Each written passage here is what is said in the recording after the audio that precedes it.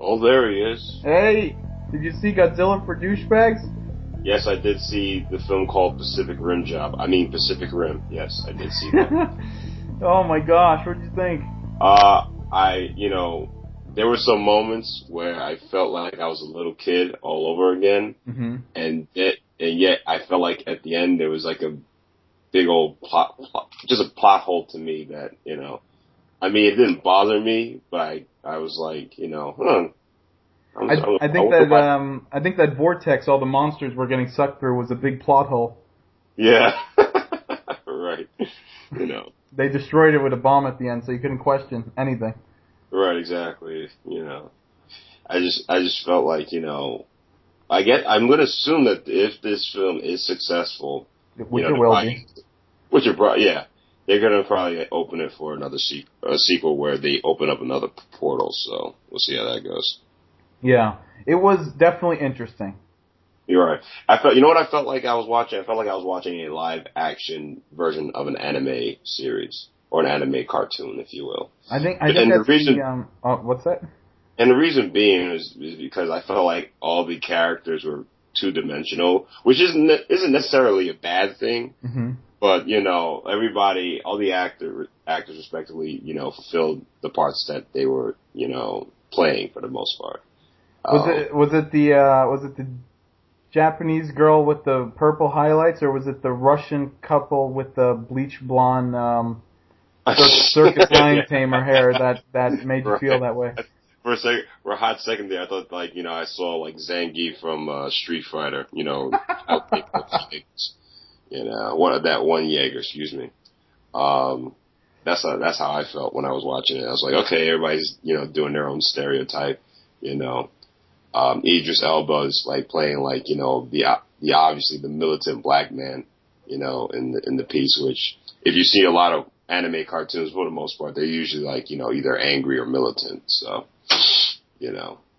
I felt like I felt like the actors fulfilled their positions properly. Yeah, it was and I actually did like what's his name's part in there, Ron Perlman. For as a small part as it was, I did get, a kick out of seeing him. Because obviously, I don't know if you know, that's Guillermo's boy, if you will, or, the go-to guy.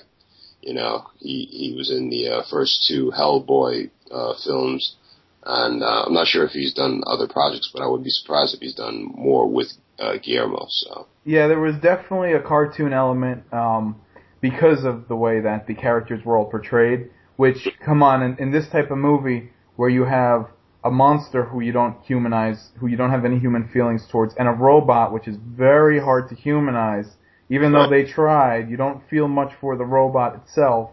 That really leaves the story up to the characters and how much you feel for the characters. And if they are two-dimensional, then there is something a little bit lost there. Mm-hmm.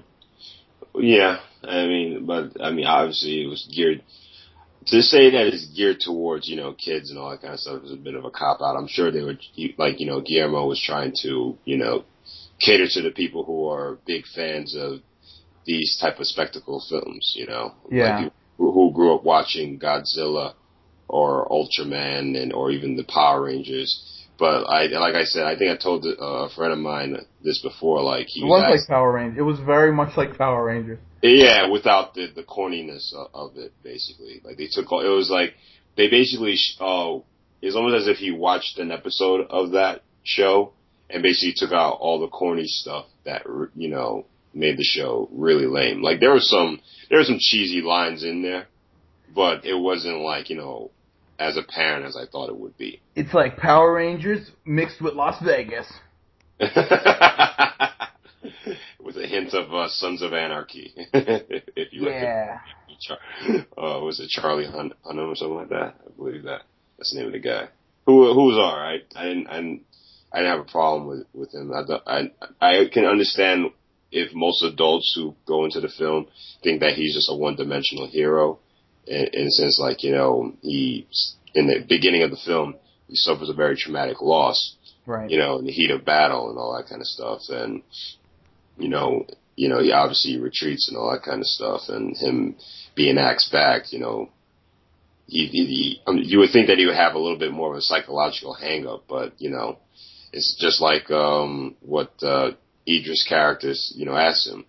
The world's going to end. What do you want to do? Like, be at a construction site or in a Jaeger, which is about as cheesy as a line as it gets, but I kind of got it, so. Okay, when I first saw this trailer, the first thing that popped into my head was Godzilla for douchebags. That's all I thought. And you know what? I said last week I wasn't gonna see it, but you know what? It drew a lot of people. I was at a 10:30 show. There was a line outside. Yeah, some of those people in the line were talking about the new Kingdom Hearts that just got announced, but they were online. And that theater was about half full at 10:30 in the morning. They're gonna make a Kingdom Hearts film? No, I think these were some fanboys talking about Kingdom Hearts. Probably just a new game, but I'm just saying, like, things I observed. The theater was full. There's people clapping during the movie, during certain parts of the movie. Right. It did start with a certain douchey vibe, like that you have your military analyst, the guy who's like your computer guy in the military, that's reporting to the chief, and he's talking about like how he's trying to like steal some guy's girlfriend, and there was a bunch of things that were done for the sake of being cool, but then there was also a lot of things that were generally pretty cool about it. Like, I really didn't expect. Like, I felt like, I liked the cinematic tone of it. Like, it was very, like, in terms of the action sequences between obviously the robots and the monsters, like, were done very well. And also, I guess here's the problem with, say, I guess with the Man of Steel, where it falls short, like where those buildings are getting demolished and all that kind of stuff. Even though there were certain scenes where, humans were, in peril in those scenes, I wasn't invested as much as I was in Pacific Rim. You know what? I'm sorry, what's it? No, I just felt like, I kind of felt like I was in peril along with those people who were, scared of those kaiju monsters and all that. You know what I mean? You're absolutely right. Because the monsters were big and moved slow, you did focus on the action, whereas Man of Steel, you were focusing on what looked good on the screen, which was the buildings falling. Right, exactly. But they certainly had an empty vibe to it. Right. It's almost as if Guillermo del Toro, like, he still was able to infuse the human element in these catastrophic events that, transpired within the film, which I thought really worked. My favorite scene, actually, was the flashback to the Asian character. That was my favorite scene as well. That scene was pretty awesome. I thought that when they were mind melding together, and him being inside her mind and seeing the traumatic event that basically made her into the woman that she is, I thought was very strong and poignant, and it was terrifying and uplifting all at the same time, and I thought that, that was like a home run, Yeah, it was very well directed. I would have liked to see more of those scenes. It was well directed. Even the effects were good. Oh yeah. Effects were great. It was really a lot of effort and good execution. And my preconceived notion did change a bit while watching it, even though, it had some cheesy elements. They did focus, regardless of that, they did focus in terms of story on togetherness and, two people. You're right. It was basically, the triumph of the human spirit, despite of, like, the insurmountable odds that were stacked against them. And, there was a couple of scenes where, I'm looking at these damaged, machines or Jaegers, and I'm like, how the hell are they going to get out of this situation? Especially particularly near the end. You know what I mean? Yeah. There was a couple, I had genuine moments where I was like, wondering how the hell are the heroes going to get out of this? You know what I mean? Yeah. So I was very emotionally invested in the film, despite of its flaws, which were very minor. So. Yeah, there was, in terms of the I don't know, I the whole way through there were certain moments where I kept saying, this is, like I predicted, Godzilla for douchebags. But because they had a lot of ego-driven characters and ego-driven like lines of dialogue, which kind of felt like an 80s movie at times, but at the same time the story elements were of working together, and the whole plot was that you needed two people to work together to pilot a robot, so even if two people hated each other or were at odds or whatever, it was about learning to work together, finding someone who can help you work together, and basically cool. a common ground, for them to work within, Yeah. In this case, the common ground was the damn machine, but okay. And it's funny you should mention, like, it felt like a 90s film a little bit. I was saying 80s, like 80s. Well, yeah. They had the 80s bully character. Right. And if you stay for the credits, it had a pretty funny song on that basically, talks about or sings about the plot of the film and all that kind of stuff in terms of mind melding. And I'm like, oh my god, that's so cheesy. Wow. I was just waiting to see if they had a secret or like a special scene, afterwards, which they did. I'm not sure if you stayed. Oh, they did. I didn't see it. Yeah, well, it deals with one of the smaller characters that that you didn't think was going to appear, but he actually did appear, or reappear, if you will. So there was a ton of gimmick characters, including the guy from Arrested Development just doing his shtick. Excuse me, the guy from Always Sunny in Philadelphia. He's basically he's doing his shtick in the form of a scientist, Charlie Day. Yeah. And then he not only that, but he had another gimmick scientist of another extreme with him. Right. So there were certain parts that I was like, wow, okay. Right. I didn't really care for them, but they served the purpose within the story. I know they were trying to generate laughs, for the audience, but the people that I saw, didn't really laugh at those moments. They genuinely laughed at the moments that you least expect were funny. Let's put it that way. Like the one scene where the lead guy is confronting Idris Elba about like what happened to the Asian chick, and he says that line to him saying, 1, don't ever touch me again, and 2, don't ever touch me again. I think that actually did, generate laughs in the audience, which I was kind of surprised at. So, were you laughing at that weird, 1 second shot where the monster's hand went all the way through a building, building, and touched the little office, the balls that knocked back and forth? Yeah, I did laugh. I'm not gonna lie. I did find that somewhat amusing. Because it's just, what it is? I'm laughing because it's just the little details that you wouldn't think would happen or you wouldn't think would appear in a film like this, that it does appear, and I thought it was genuinely funny, to me. Yeah. Hey, did you notice the voice of Portal was like the voice of their computer system? A little bit. It sounded very much like the Portal voice. Like 15% oxygen. Right. I did find it amusing that they, were still able to, it seemed like they were still able to, communicate with each other even when they went on the other side of the realm. Was that, Yeah.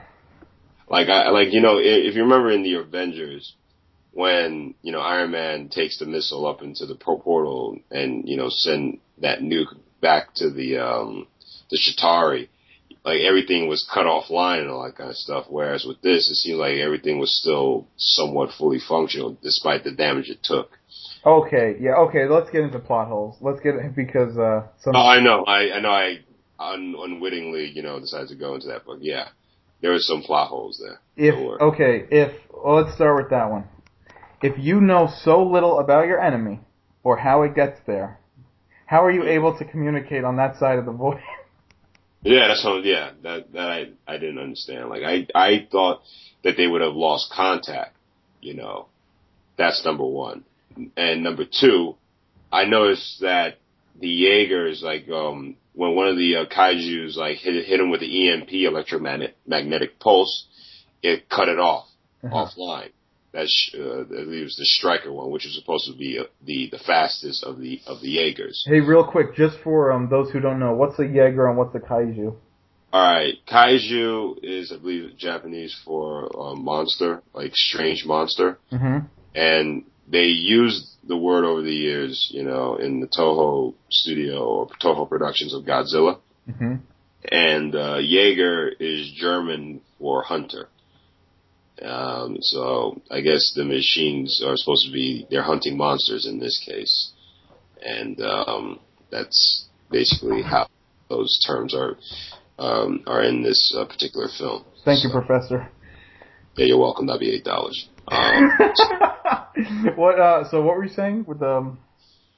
Right. I mean, there was a scene where one of the kaiju monsters, they hit one of the Jaegers with the EMP.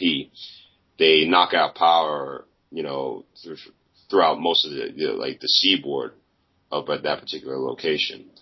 I find it amazing that one particular Jaeger, flash forward to another scene, didn't have an escape pod. You know what I mean? It's supposed to be the more advanced version than the one that was piloted by the hero and his, I wouldn't call it an Asian sidekick, but a partner in the one called Gypsy Danger. Yeah.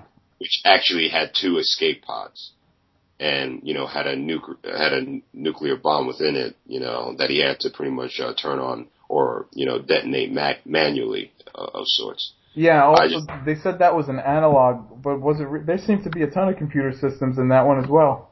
Right, and apparently, since the Gypsy Danger one that it's not run, it's run on nuclear as opposed to computerized or something like that. So that's why they were able to pilot it even though Stryker was down. It was like, all right, I'll take the bait in that one, but I just thought it sucked that, spoiler alert, that Idris's character, had to sacrifice himself just to, save the world, if you will.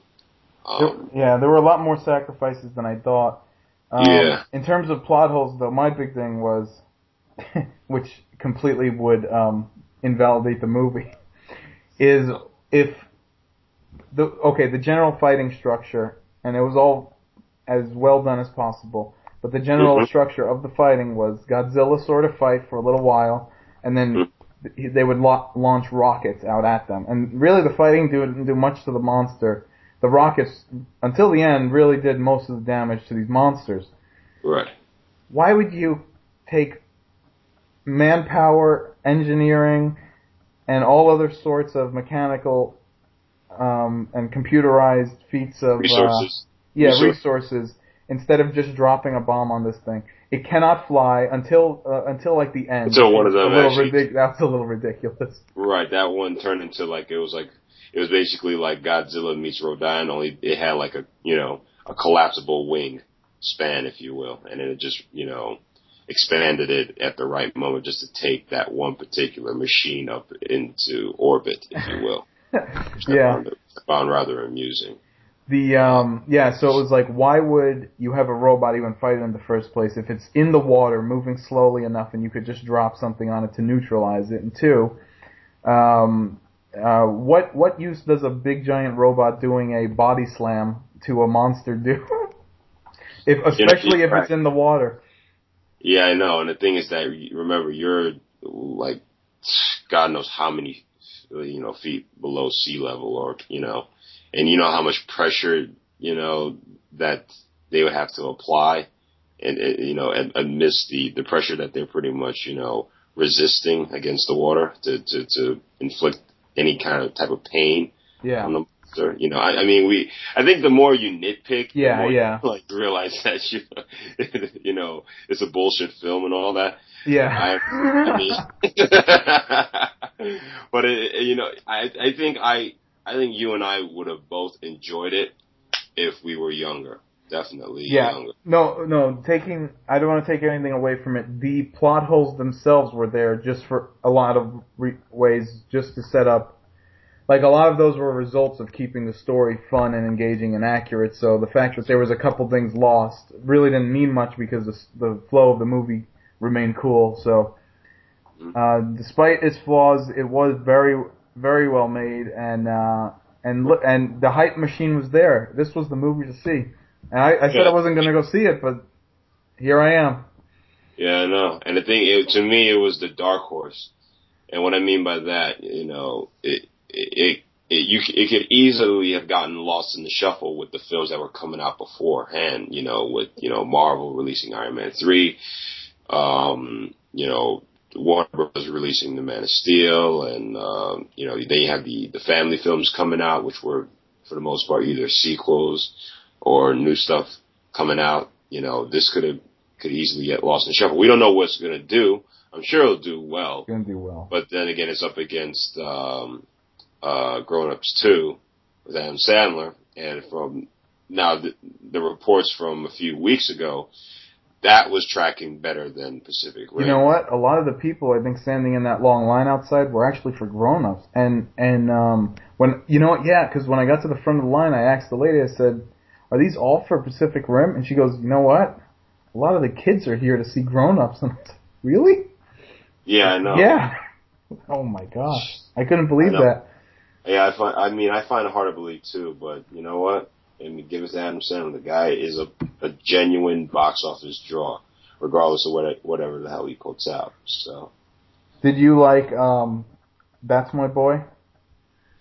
I actually did like it. I mean, liked it too. To me, it was like his most genuinely funny film since The Waterboy, and that's saying something. And everyone didn't want to see. A lot of people didn't want to even like. It's kind of word of mouth that got that movie out there because after Jack and Jill. Oh yeah, I think most people were almost done with him, almost, but not quite. It's hard. The thing with like the original Grown Ups, that was such a big monster hit. I mean, that thing made like $250 million, you know, in the box office. So obviously, see that movie? Huh? You see Grown Ups 1? I saw parts of it, but I didn't go and see it. You know, I saw parts of it. I didn't get like what the hoopla was. You mean? Yeah. Because I mean, I understand that you know why the actors did it, because you know it's just you get paid a lot of money to hang out, and you know of course you're gonna memorize lines and all that kind of stuff and hit your marks. But really, they were just having fun. And come on, let's be honest, who wouldn't want to do something like that? You know, you get to work with your boys and all that, or your friends for that matter, on a project that you know you're going to make a lot of money out of. You know what I mean? Yeah. The movie itself, though, was, let's put it this way, I won't see the second one, and I'm not gonna go secretly and see the second one.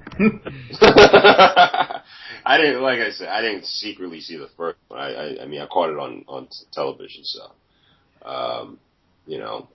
for what it was just, people hanging out and just fucking around on film or movies, because I mean, I don't even think they use film anymore, but. The only scene I remember is in the first one. It was like this weird skinny dipping scene with this like gay character, and it was like pushing a homophobic button, but the jokes were so generic. A lot of the jokes seemed like copy and paste with that franchise. That's why I'm not really enticed to see the second one. Right. And my whole thing is, I don't care if you joke about race, sexual or sexuality. It better just make it fucking funny. Right. Like, I mean, this reminds me of like Django, in a way. Like, the one scene where you see the birth of the KKK, mm-hmm. In that one particular scene with Jonah Hill and, Don Johnson.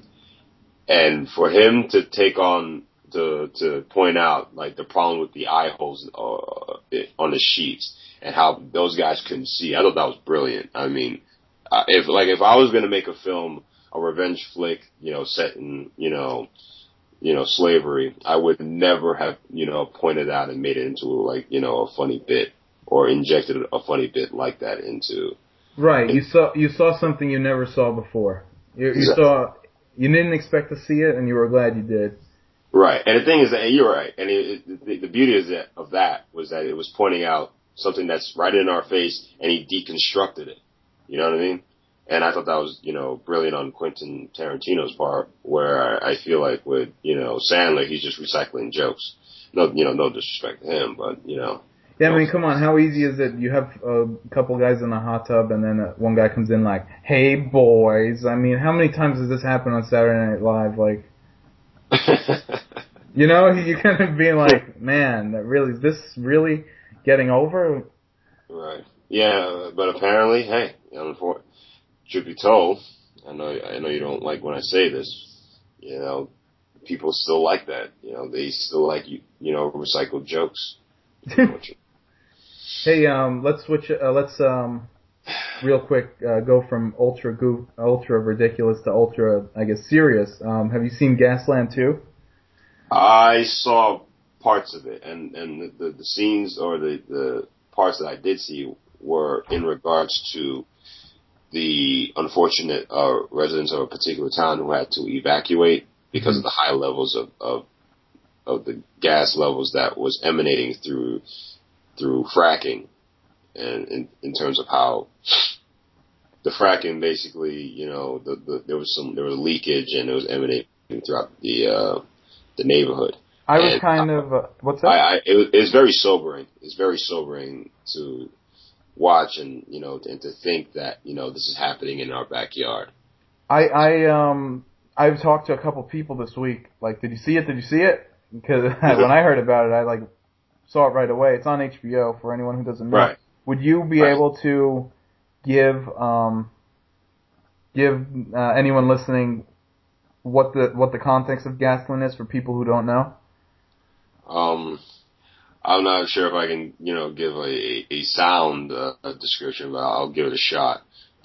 Basically, it's about oil drilling and or natural gas. Yeah, natural gas, fossil fuels, and the problems that come with it, due to the gases flowing into the water mains. And what that does basically is, if you turn on, the faucet and let's say you decide to put a lighter next to the water that's flowing out of the faucet, you could pretty much, ignite it, flames and whatnot. It's pretty scary. Yes. And to think that, the water that you shower with or pretty much drink also has gasoline or a form of fossil fuels in it is frightening, to say the least. And the health issues that can come about if you are not aware of it is also quite frightening in terms of not being able to breathe, various other ailments, developing symptoms like polyps on your skin or something like that, or on the organs. Like I said, I didn't watch all of it, but I kind of got an idea of what the filmmaker was trying to do in terms of exposing it. Yeah, for those who didn't see Gasland 1, Gasland 1 is one of the best documentaries I've ever seen. And what I mean by that, now I'm not talking about the political stuff, but it really starts off as there's a guy who lives in a neighborhood, and he notices funny stuff going on in his neighborhood, so he starts picking up the camera and recording. So the beginning of the documentary is really just a guy in his neighborhood, which anyone who's ever started doing documentary, that's what you shoot. You shoot what's around you. You shoot what you know. And a lot of times it's easy to focus on what's around you and not find a greater cause, or just saying, this is what's going on in my neighborhood, and post that online, or, get a little independent documentary out there. And what he did, though, is he started talking to people in his neighborhood, but they kept referring him to other places. And he said, how is this natural gas drilling which is called fracking, how is this affecting you? How's this affecting you? And all the different people he talked to pushed him in a different direction. Oh, we talked to the EPA. We talked to the gas company that's telling us this. We talked to our senator. So then he went outward and talked to more and more people, and he found out that this was like a national thing. And the movie's told in that linear fashion, so it shows a guy who is on a small scale just picking his head up and talking to people around his neighborhood. And by the end of the movie, it's now national. and about how there's super big business invested in drilling for natural gas because we have it here in America, and it's an alternative to oil. And for the time being, until we're off fossil fuels, this is a way to make money, and a way to keep moving, and keep powered, and keep heated. But at the same time, although natural gas itself is clean burning, the tools that are used to mine for it have a ton of chemicals in them which can breach into the earth and poison your water supply and poison your earth. And how can you be a farmer, trying to raise plants and have animals eating the grass and the water if everything's contaminated? So the response for the companies, the oil and gas companies, is to kind of like buy out those who are complaining and give them like bottled water, which is kind of like a weird consolation prize that your land now, is $0.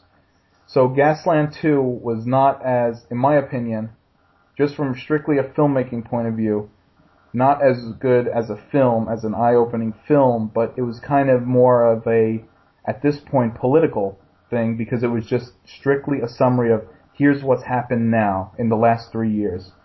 And they showed that within the last 3 years since Gasland 1 came out, there was a response to the movie. These gas companies in Pennsylvania have hired a advertising agency, and what they're claiming is it's the same advertising agency that back in the day gave misinformations about cigarettes not being unhealthy, even though they knew all along. That this advertising agency is now like dividing communities by putting out false information and getting people to argue about, no, it is good, So that's what the movie was claiming, and it did take it from a national level to a world level, as it looks like they're going to start mining for this natural gas all over the world, actually, in every continent. Now, do you feel like the filmmaker's probably going to make a third one? Just out of curiosity, in your opinion? At this point, it's not even like a movie anymore. It doesn't even have to be a standalone piece. It seems like he's just gonna...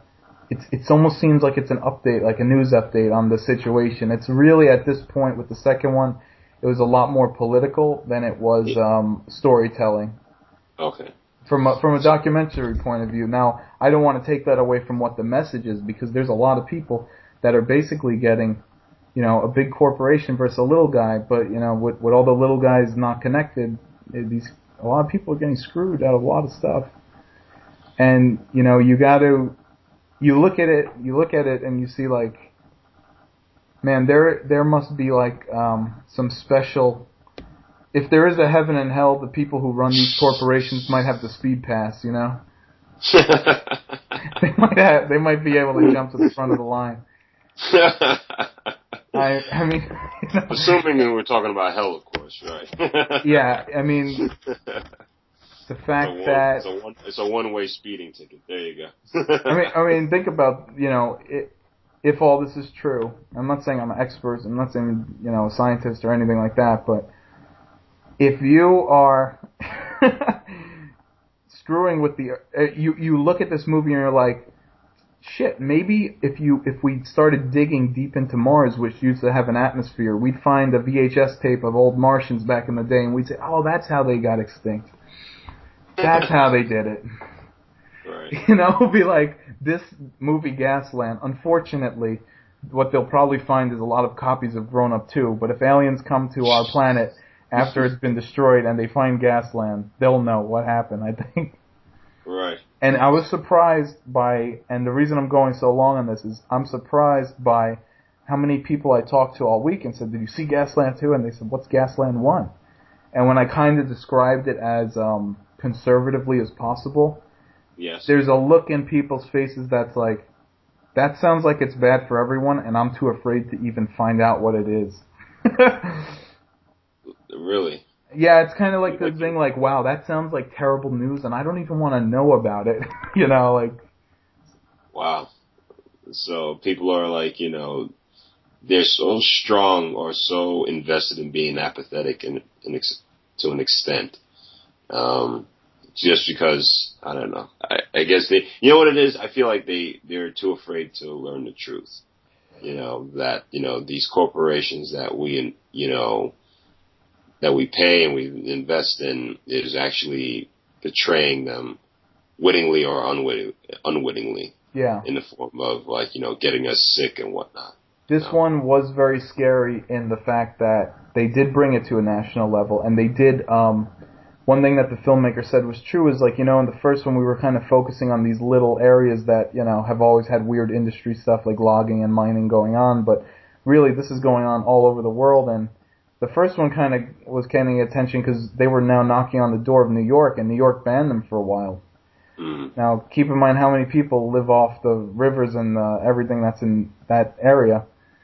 Right. And it goes downstream to the city, and once these big money corporations start knocking on the door of people who actually have money back to fight them, then it becomes a national issue. Then it becomes everyone gets alerted about it. Well, anyway, in this one, they started like questioning, well, what could happen to the world? Could the temperature raise? Yeah, that might be a new world. Or could, like, the Earth collapse on itself. If we continue to do this. I mean, I know it sounds extreme, but I always looked at that as a possibility. If we continue down on this road, I mean, maybe not now, but like down the road, like when we're long gone, who knows? It's a possibility. Yeah, I see what you're saying. These gas pockets are about a mile or two deep. But what it can do is really affect us, because it kind of seems like the world, in a way, as a rock will survive, but will atmosphere and people who inhabit it survive? So when you're talking about the end of the world, you're really talking about the end of humanity. Yeah. And what they were saying was, they're going harder with this drilling, and, a lot of that stuff releases methane gas into the air. And methane gas thrown into the air might raise the temperature, might get to a certain point with the temperature raises, and it's not a quick solution to get it back down. So you're talking about a new world, and can we exist in that new world? Well, we don't know, because we were born, and every creature was born to exist inside of the old one.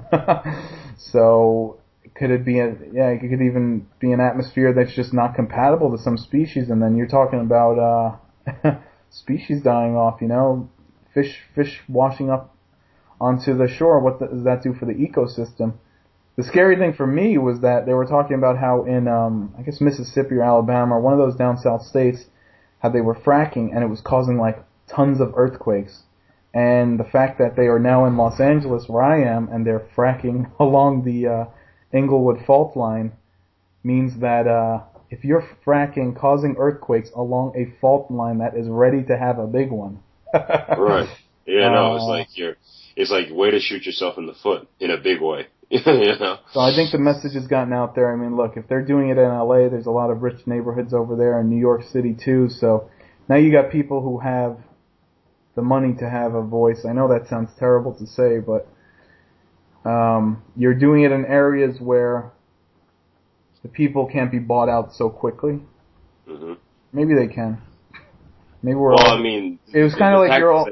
What's it? Well, the tactics that these oil companies use, like, for people who are complaining about what they're doing, is like, they use scare tactics. Like, obviously they'll probably like call the house or send like a memo, and telling them like, don't do this, or they'll do X, Y. The people who were protesting it got put on like a statewide terror watch list. Right. Right, and they were, from what they were saying, from what I caught, was like they use like some particular method, that particular method where they that is implemented in wars, i.e.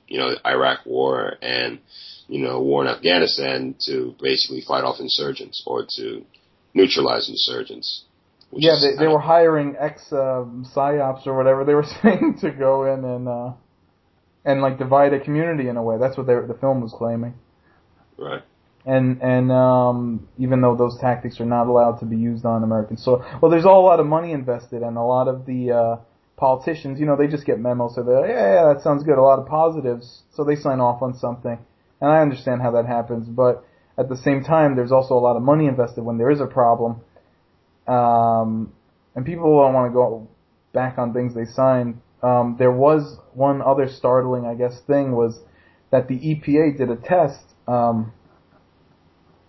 Basically, they were proving that that the water had been contaminated specifically by the drilling, which obvious, right? Mm-hmm. Because the gas company was saying, no, that's just a naturally occurring thing. But what happened was the EPA went in to the different people, and what the people are claiming is the EPA came in and said, officially, we're saying that this area is okay, but whisper, whisper, do not drink your water. You can be seriously ill. Right. And there's too much money and too much orders coming down from the top telling us not to bother with this.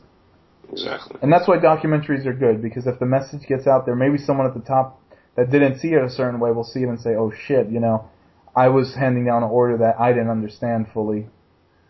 Well, I'm sure there's some government officials, in their respective states, i.e. congressmen, the House of Reps, that are trying to, take action. But it's not, in a huge way right now. But, it seems to me it's like there's baby steps being taken. What do you think? Yeah, who knows? I mean, when there's money to be made, it's, the people who stand to make the money. Right. And another thing also, the hurdle that you have to go over is or go up against is the lobbyists, unfortunately, We don't know. Yeah, we don't know what the end result will be. There's other scientists offering solutions saying we could run off wind and ocean power for like ever. Right, but to weed people off of it, it's going to take a while. I know, and especially, there's money to gain. There's money to be made, and shit, I don't know. I think the future might be like Elysium. We're going to live in Elysium. Well, that's another film we have to go see. Hey, do you want to get into real quick before we, there's one more big thing I want to talk about. But then there's also a bunch of trailers I guess I want to talk about. Which do you want to do first? The big thing, last time I checked. Okay. This is goofy. This is ridiculous. Did you have anything more on Gasland? No. Okay. This is very goofy, and this is very ridiculous. Ric Flair and Roddy Piper were on Celebrity Wife Swap. Oh my god. Celebrity Wife Swap. Okay. And did you see it? No, because I don't know if I could take it seriously for 2 seconds. I felt the same way as you. I said, I'm going to sit down for 5 minutes, and I'm going to turn this off. Right. I mean, really, they're both old. Mm-hmm. Ric Flair and Roddy Piper from WW, well, at that point, F. Ric Flair and Roddy Piper, who wrestled in the World Wildlife Fund in the 80s. Anyway, Ric Flair and Roddy Piper are on Celebrity Wife Swap, and it is so must watch. Mm-hmm. And I'm saying I felt just like you. You're right. But once you see Ric Flair on camera, that is the reason to watch this. Ric Flair's lifestyle as an older man who knows how he has this money at this point. He's just handing out $100 bills to his girlfriend.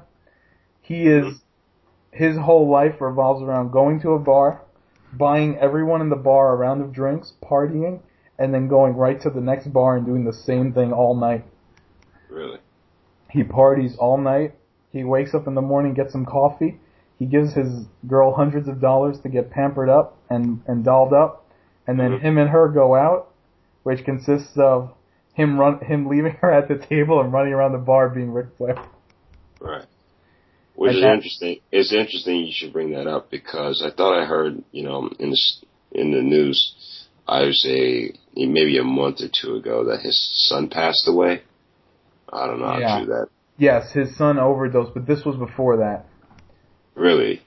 This was, this was shot at least before that, so I guess he was still in pretty good spirits.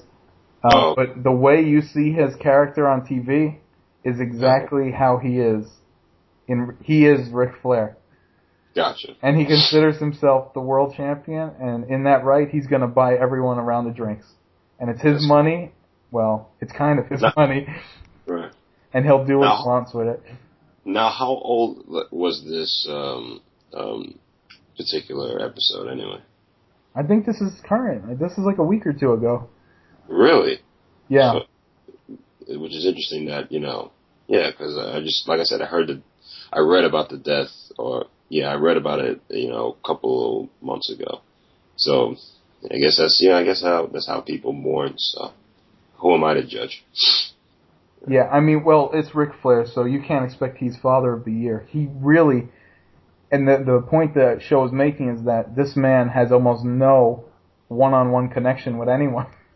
I mean, even his wife or his girl or whatever, who he was around every day, they really saw little of each other because he'd stop in, he'd run out to get coffee, he'd talk to people on the way, he'd come back, he'd hand her like a couple $100, and then she'd go off for the day and get dressed up, and he'd do whatever Ric Flair does, go to the gym, but then they'd get together, and then they went from bar to bar to bar to bar, basically showing off the fact that he's Ric Flair and that she's Ric Flair's girl, and that was life.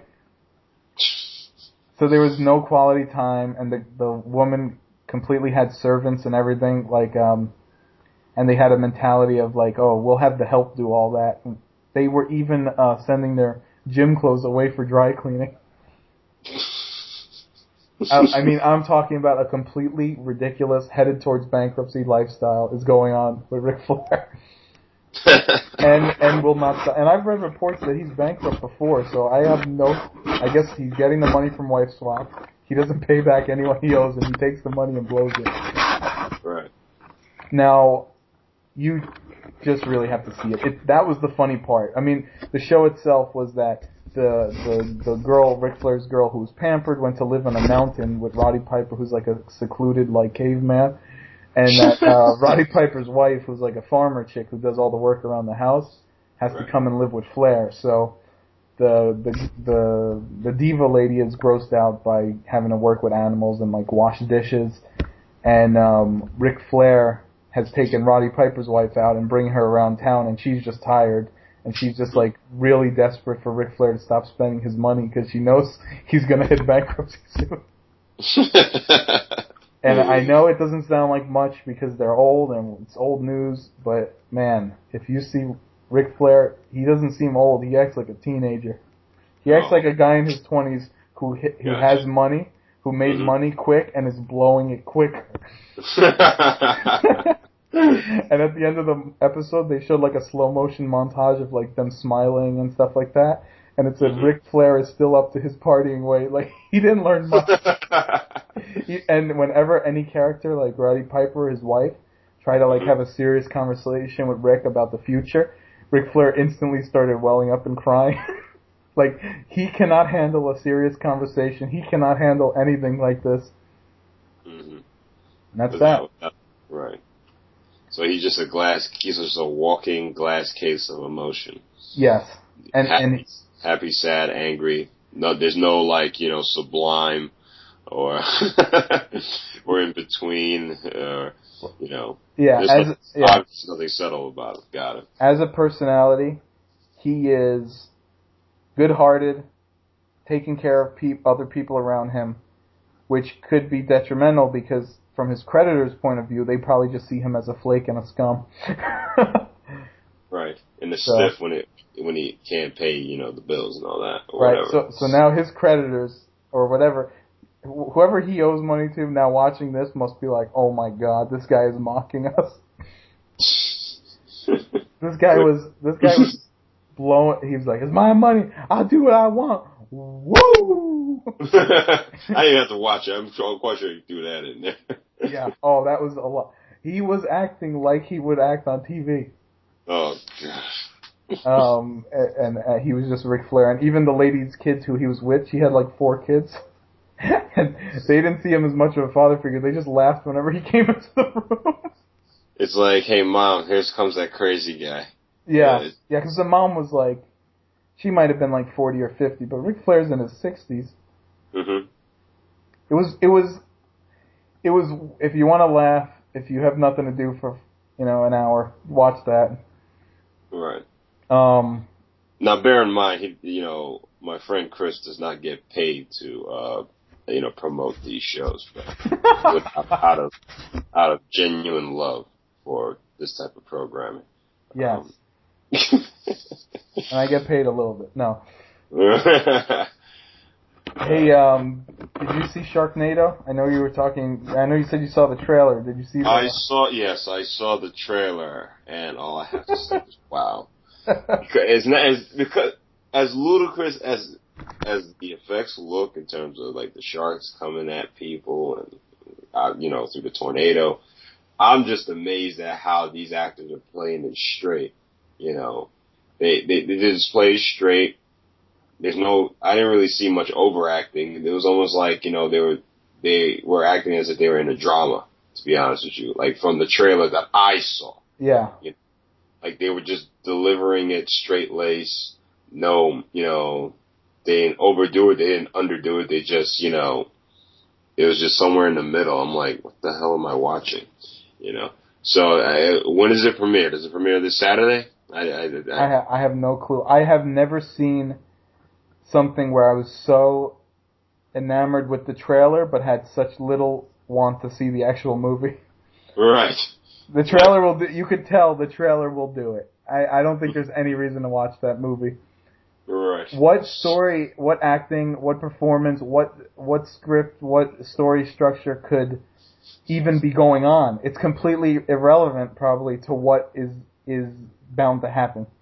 Right. It doesn't matter who's married to who. It doesn't matter who has a crisis at home. There's a Sharknado coming, and what are you going to do about it? Right, exactly. I mean, how do you prepare for, is there a survival guide that we don't know about that's out there? Yeah. To prepare for something like that? I mean, just the premise alone makes Mega Python versus Gatoroid, seem like Pacific Rim. What was that one? Two-headed shark attack? Wasn't there one like that? There was a Sharktopus. There was one called Sharktopus. Can't make this up. Yeah. Whereas, obviously the crossbreeding of a shark and an octopus. This is not even crossbreeding this is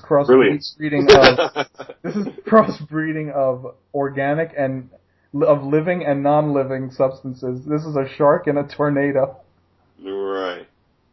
Yeah, let's cross the most dangerous animal with the most dangerous inanimate or inanimate force. Hey, did you see that movie's ridiculous?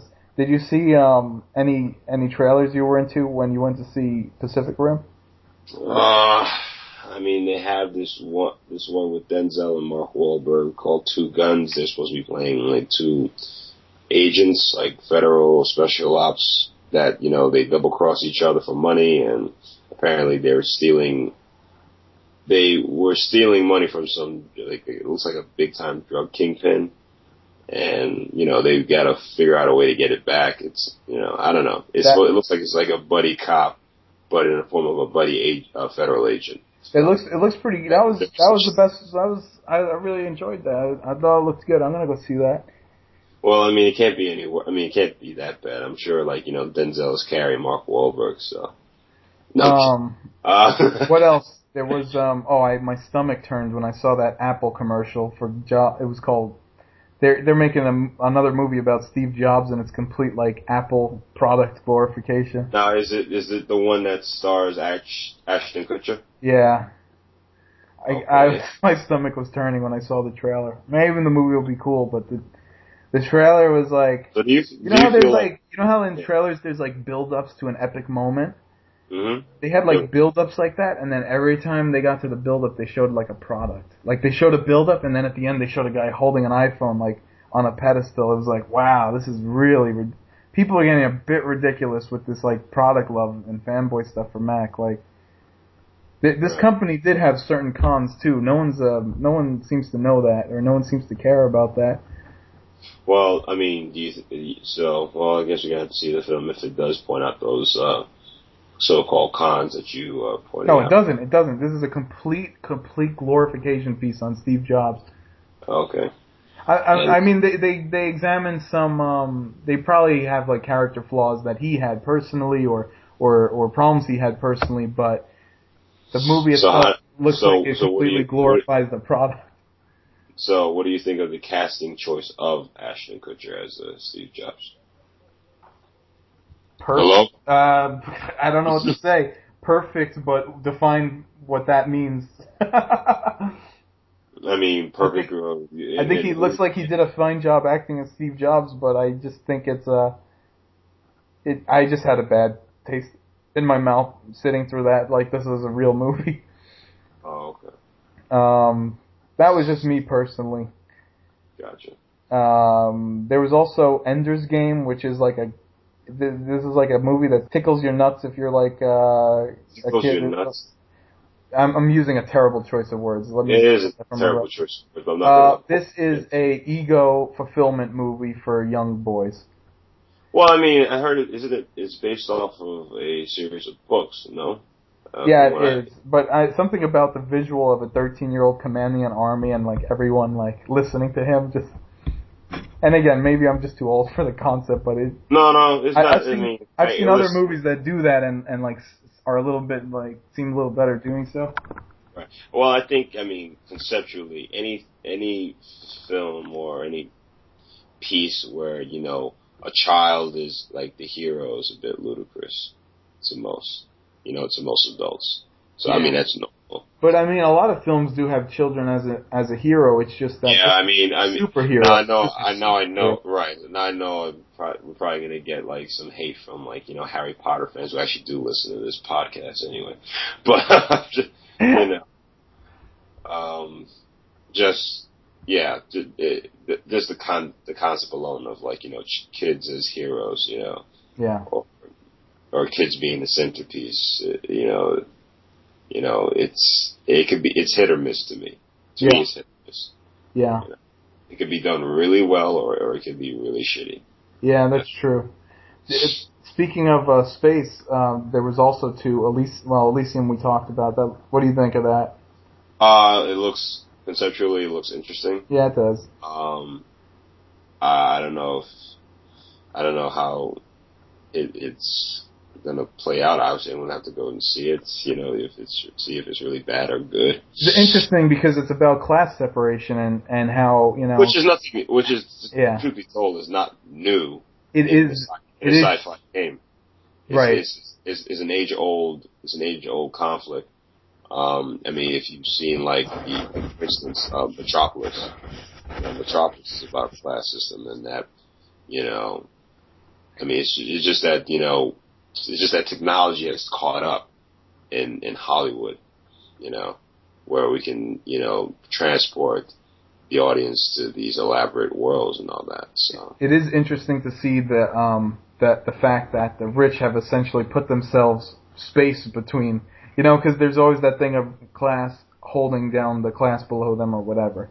The story element is, but in this, literally, this is like another planet that they've built that only rich people could go to. So poor people, you stay completely out of access or range to rich people. And that's it. Right. It's a giant, satellite or orbit, like a moon of sorts, that they built for themselves. They're rich.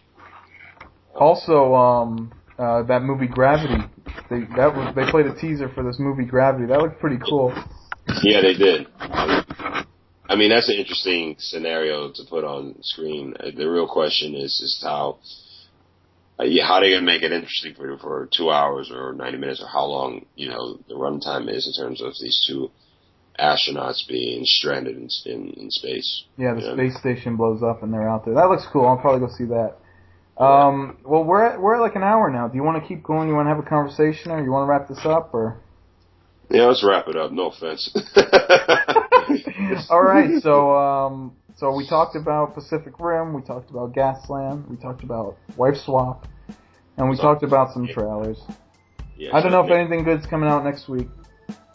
Right off the top of my head, no. All right, I almost feel like my summer. I feel like my summer movie watching is complete. Up until Elysium comes out, which is not until I believe August. So, I forgot the Wolverine's coming out. I'm sure people will be excited to see that. All right, we'll talk about that when it comes out. All right, I'm Chris. I'm Brian. And we have been shooting the ish. All right, I'll talk to you. All right, later.